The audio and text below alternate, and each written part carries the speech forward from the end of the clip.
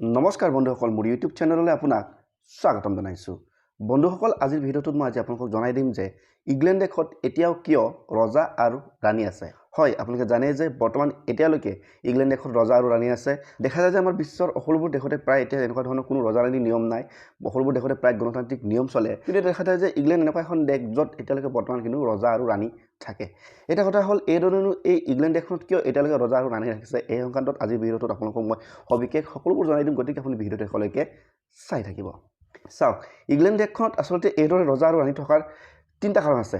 ইয়াৰে প্ৰথম কাৰণটো হৈছে আচলতে এনেকুৱা ধৰণৰ যে আপোনালোকে গম পায় যে যেতিয়া আমি পূৰ্বৰ দিনত ৰজা ৰাণী যেতিয়া ব্যৱস্থা আছিলে, যেতিয়া ৰজা আৰু ৰাণীয়ে শাসন কৰিছিলে এখন দেশক, তেতিয়া দেখা যায় যে এই সময়ত বেলেগ এখন দেশৰ পৰা ৰজা ৰাণী আহি বা বেলেগ এখন দেশৰ পৰা ৰজা বা অন্য সামন্তসকল আহি পিনে এই ৰজাক আক্ৰমণ কৰি পিনে তেওঁলোকৰ ৰাজ্যটো বা তেওঁলোকৰ দেশখন দখল কৰি পিনে এনেকুৱা ধৰণৰ এটা ব্যৱস্থা কৰা আছিল। অৰ্থাৎ বেলেগ দেশৰ বা বেলেগ ৰাজ্যৰ পৰা এজন ৰজা আহে আৰু ৰজাজনে আক্ৰমণ কৰে আৰু সিটো ৰাজ্যৰ যিখিনি ৰজা আছে দুৰ্বল ৰজাজনক যুদ্ধত পৰাস্ত কৰি দখল কৰিছিলে আৰু এনেদৰে দখল কৰি এটা চলাৰ এটা ব্যৱস্থা আছিলে।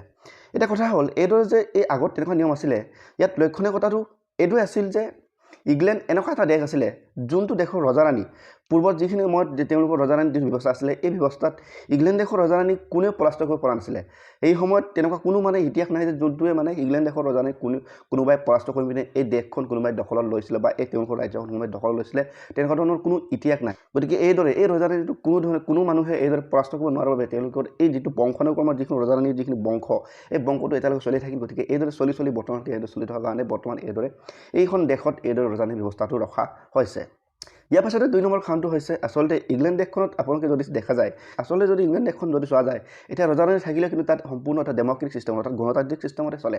তাত তেওঁলোকৰ ভোট হোৱাৰ পিছত তেওঁলোকৰ ৰাষ্ট্ৰপতি নিৰ্বাচন হয়। এনেকুৱা ধৰণৰ তেওঁলোকৰ যি পাৰ্লিয়ামেণ্টৰ মেম্বাৰ থাকে সকলোবোৰ ভোটৰ দ্বাৰা নিৰ্বাচন হয়। কিন্তু তাৰ উপৰি তাত তেওঁলোকে এই ৰজা ৰাণীটো কিয় ৰাখিছে যে ৰখাৰ কাৰণটো সেইটোৱে যে তেওঁলোকৰ যিহেতু মই অলপ আগতে ক'লোঁ যে ৰজা ৰাণী তেওঁলোকক কোনেও পৰাস্ত কৰিব নোৱাৰিলে। গতিকে এই ৰজা ৰাণীসকলক তেওঁলোকে এটা সহ্য-বীজৰ অৰ্থাৎ শক্তিৰ এটা প্ৰতীক বুলি তেওঁলোকে বিশ্বাস কৰে। গতিকে এইদৰে শক্তিৰ এটা প্ৰতীক হিচাপে বিশ্বাস কৰে কাৰণে বৰ্তমান তেওঁলোকে এইদৰে এই ৰজা ৰাণীক তাত ৰখা হৈছে তেওঁলোকৰ দেশখনত। এতিয়া 3 নম্বৰ কাৰণটো হৈছে, চাওক, ইংলেণ্ড দেশখন এতিয়া ৰজা আৰু ৰাণী থকাৰ কাৰণে এতিয়াও এনেকুৱা হয় যে এই অকল ৰজা আৰু ৰাণীক চাবৰ বাবে বহুত দেশৰ পৰা ইংলেণ্ডৰ বাহিৰৰ বহুতো দেশৰ পৰা মানুহ আহি তেওঁলোকক তাত চাবলৈ আহে। অৰ্থাৎ এনেকুৱা ধৰণৰ টুৰিষ্টৰ তাত এটা ইণ্ডাষ্ট্ৰি গঢ়ি উঠিছে এই ৰজা আৰু ৰাণী থকাৰ কাৰণে। আৰু লক্ষণীয় কথাটো সেইটোৱে যে ইংলেণ্ড দেশখনত এইদৰে ৰজা আৰু ৰাণীক এই চাবলৈ অহা মানুহৰ বাবে বৰ্তমান এই ইংলেণ্ড দেশখনে এক বছৰত প্ৰায় $2 বিলিয়ন তেওঁলোকে ইনকম জেনেৰেট কৰে। গতিকে এনেকুৱা ধৰণৰ টুৰিষ্ট ক্ষেত্ৰত তেওঁলোকৰ লাভ আছে কাৰণে এতিয়া বৰ্তমান এইদৰে তেওঁলোকে ৰজা আৰু ৰাণীক তাত ৰখা হৈছে। গতিকে এই 3টা কাৰণটোৱে হৈছে বৰ্তমান এইদৰে ইংলেণ্ড দেশত ৰজা আৰু ৰাণীক তাত ৰখাৰ কাৰণ বা এইদৰে এতিয়ালৈকে বৰ্তমান ইংলেণ্ড আৰু ৰাণীক এইদৰে প্ৰৱৰ্তন কৰি ৰখাৰ কাৰণটো হৈছে সেয়াই।